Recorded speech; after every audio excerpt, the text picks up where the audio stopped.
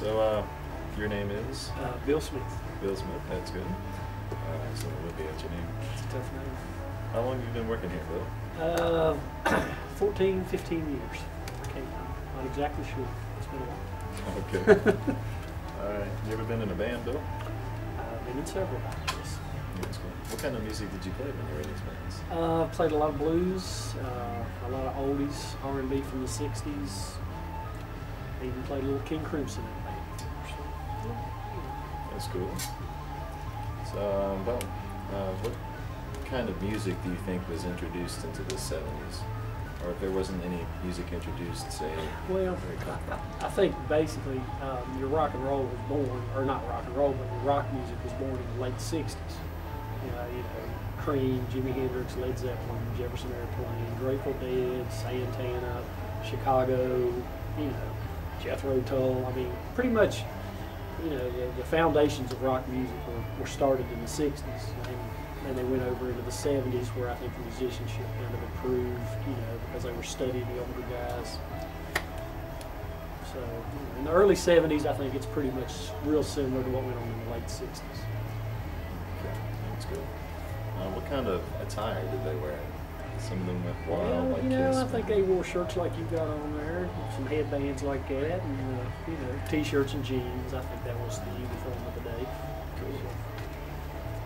I got a couple more questions. All right. Are you like zooming in? No, you're just kind of hanging there. This guy here, Somewhat. I think I've asked pretty much all the questions. Oh, Guitar Hero. Forgot about a Guitar Hero question. Alright, ready? Get one on my face. I'm going to ask him a question, then you go into his face. Gotcha. Alright, you on my face? Yes.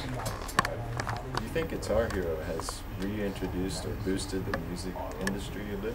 I think it has, and I think we were talking earlier, I think you brought up the point, a lot of kids become familiar with music that was played like before they were even born, and then they go back and study the artist, which their whole catalogs have been released on CD, so you can pretty much get whatever you want. I think when it first came out, it did kind of made kids more interested in playing music, which I think have been missing for the last 20 years, to be honest with you. I don't think the interest in guys wanting to play has been too good until Guitar Hero came out. Now, in the long term, is that going to help or hurt? I don't know really. So, I think it gets kids interested in it again, so it probably is a good thing for the music business. So. Well, I think that pretty much concludes our interview for today. Well, thank you, sir. Thank you. Enjoyed it. Have a good evening, sir. Is it on me or him? It's on me? Okay.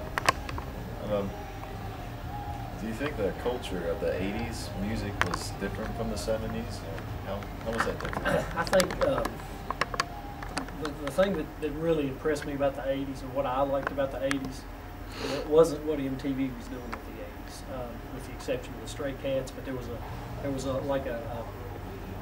people were going back into roots music, like the Stray Cats with the 50s rock and roll, the Blasters, a great band from LA with the 50s rock and roll, then people like Stevie Ray, Vaughn, reinventing the blues, and the Thunderbirds with the blues.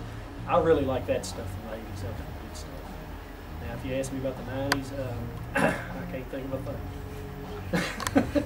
But the 80s was a good musical era, but maybe not what you saw on MTV. You kind of had to dig it out. You kind of had to look for it. You think they were more dressed up in the 80s than usual? Oh, yeah, the 80s was a big fashion generation. I mean, and that's what kind of made the Stray Cats so popular. You had the big pompadour and the big high, goofy-looking shoes, and the zoot suits, and, so that was pretty cool. And the old blues guys, all of them, Stevie Ray, they all had that 50s kind of, bowling shirt kind of look and stuff. Yeah, it was a cool decade for fashion, I think. I think Stevie Ray made up with his guitar that had 3 necks on it. I never saw Stevie play guitar with he played a double neck on MTV one time, and his brother played on the other end of it. Yeah. I saw this on YouTube yesterday. Oh, did you? Oh, yeah. It was a good. Was it from the MTV Unplugged thing? It was just a YouTube video somebody had posted. Yeah. That's cool. And if it's the one I'm thinking of, that was his brother who was in the Thunderbirds. And they played down here at Radford one time. It was pretty nice. Okay. Thank you again, sir. Thank you.